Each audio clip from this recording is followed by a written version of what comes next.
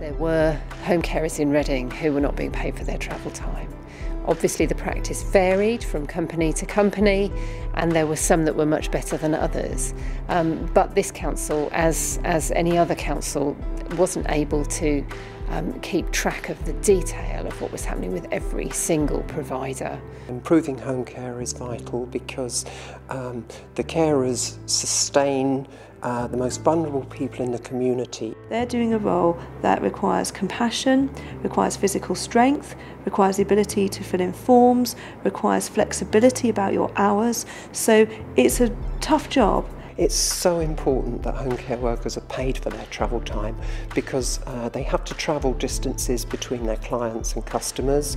It's a part of their job, and it's essential that we take that into account and that they're paid fairly for the work that they're providing, which includes travel time.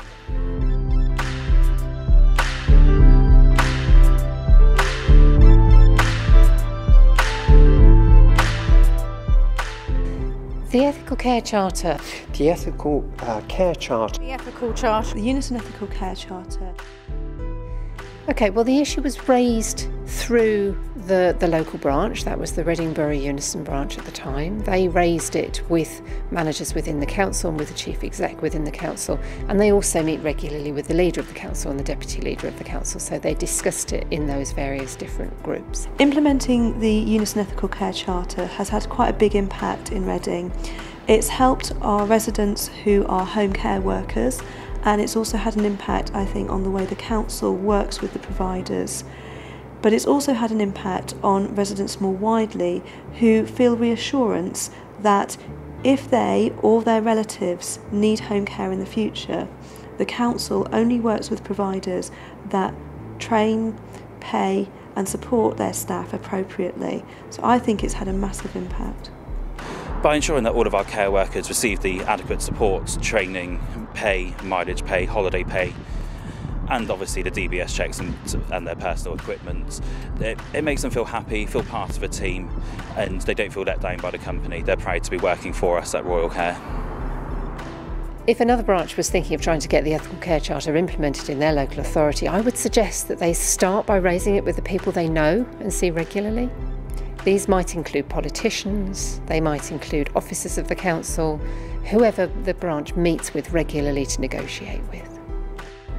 Once the politicians are on board, then it's a question of giving them some practical steps about how to get the charter adopted. What we did in Reading was actually to have a motion that was put to full council, which they then debated there and agreed, and once that was passed, we were able to set up a public launch of the Ethical Care Charter in Reading.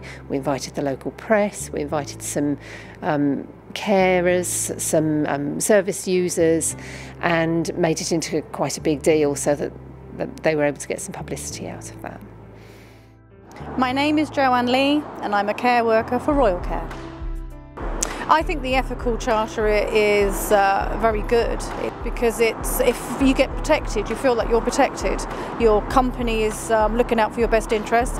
In some areas there is a very high turnover, and yes, I do think this will help to stop the high turnover of employees because there is more benefits for them. The highlight is meeting the diverse clientele that I have and the people that are out there. It's lovely.